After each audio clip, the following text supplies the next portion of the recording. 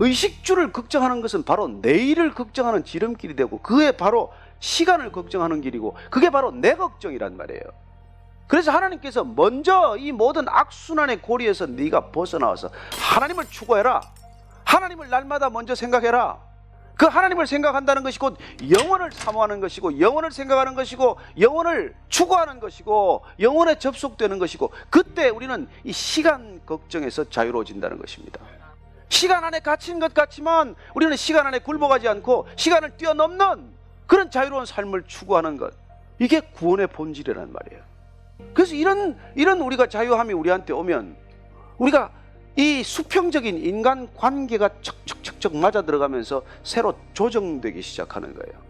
그래서 인간의 고통 속에 사는 사람들과의 관계를 어떻게 우리가 조정하면서 살 것인가에 대한 새로운 길들이 눈에 보이기 시작하는 거예요.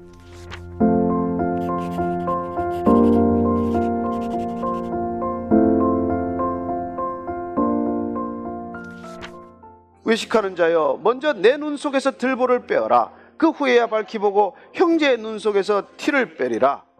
예수님께서 이 전체적인 말씀을 하게 된 컨텍스트는 의식주와 별로 상관없이 사는 것처럼 하는 사람들이 의식주에 사실은 더 묶여 사는 사람들이에요. 그 사람들은 위선적이에요. 바리새인들이 대표적이야. 굉장히 하나님을 추구하는 것 같아. 그렇게 위선자들은 남의 눈에 티를 찾는단 말이에요. 하나님을 정작 모르기 때문에 눈에 보이는 건 사람밖에 안 보이는 거예요. 그래서 맨날 사람한테서 결함을 찾는 거예요. 남의 티를 보고 살기 때문에 자기는 뭐가 들었는지 몰라. 그러나 정말 하나님을 추구하는 삶은 하나님 앞에 내가 서 있는 게 기적 같아. 내가 과연 서 있는 게 이게 무슨 일인가? 그래서 나를 들여다보게 된다는 거예요. 그래서 하나님을 추구하는 사람일수록 나를 더 깊이 성찰하는 사람이 돼요.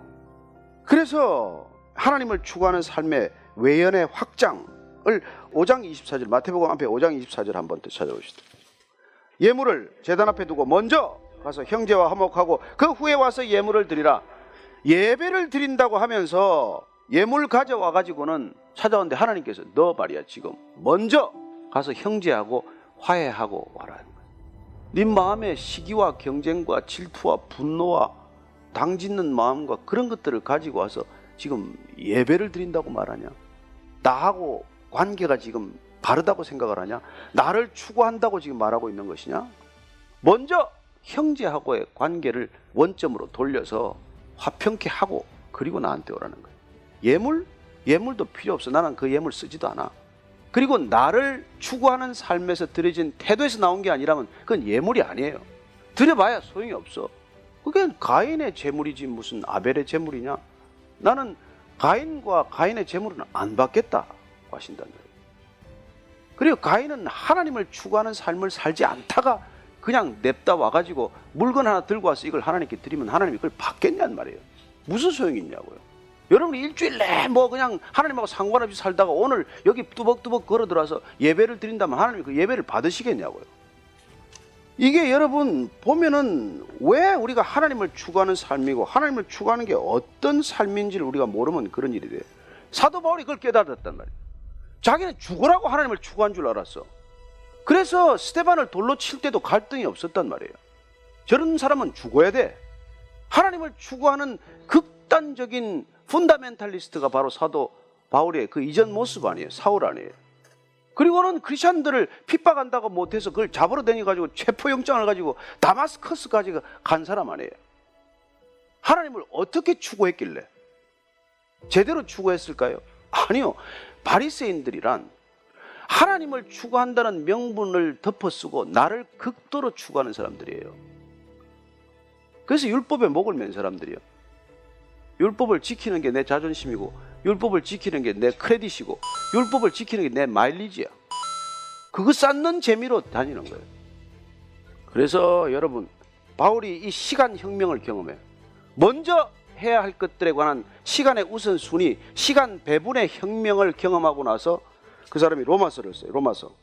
형제를 사랑하여 서로 우애하고 존경하기를 서로 먼저 하라고 말하는 거예요. 이게 옛날의 사울의 모습이에요? 아니에요. 이 사람이 예수님을 만나고 나서 시간의 우선순위가 조정되고 나서 지금 하는 말이에요. 그전에는 하나님을 죽으라고 추구했지만 형제를 사랑했나요? 안 했어요. 그는 율법을 달달달 배운 사람이지만 서로 우애했나요? 서로 사랑했나요? 아니요. 근데 이걸 먼저 하라는 거예요. 먼저. 이 먼저 하는 삶은 어디서 비롯된 먼저의 우선순위예요?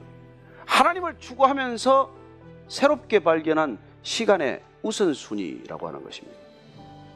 의식주를 염려하는 삶에서 하나님을 추구하는 삶으로 옮겨갔더니 수직적인 하나님과의 관계가 바로 정립되었더니 수평적인 관계가 새롭게 조정된 결과가 이거라는 거예요.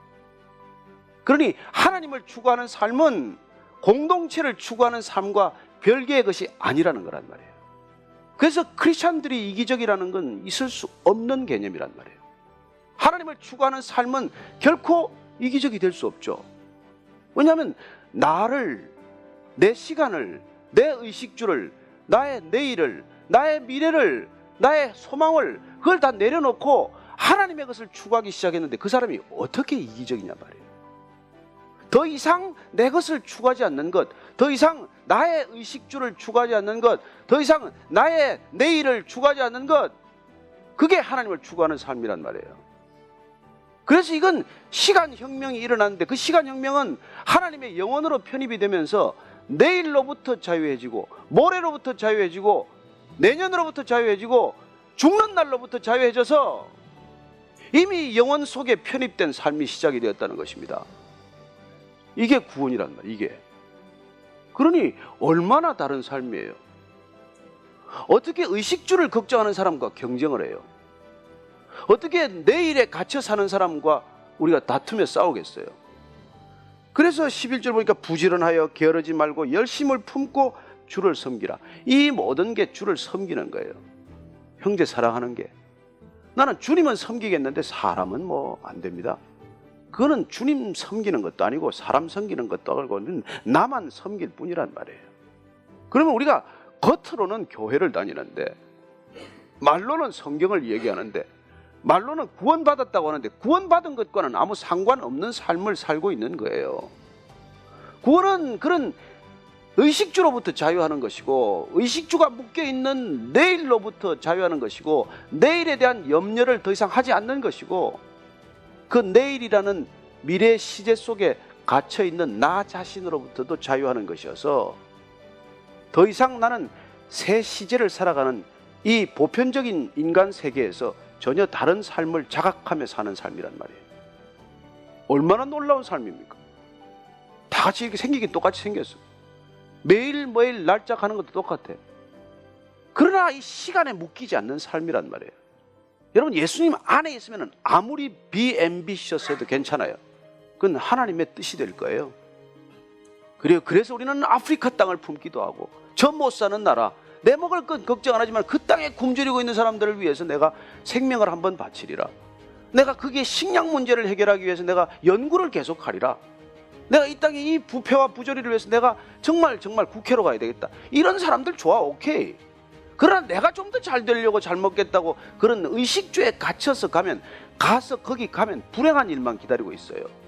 유명해지도 불행하고 못 살아도 불행하고 무슨 잘 돼도 불행하고 불행한 일만 기다리고 있다니까요.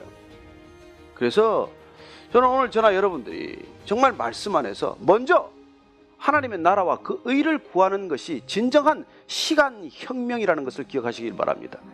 시간의 우선순위의 혁명이요 인생의 시간 배분을 향한 너무나 소중한 혁명이라고 하는 것입니다. 혁명은 다른 질서예요. 저는 여러분들의 인생이 그런 새로운 질서를 경험할 수 있게 되길 바랍니다.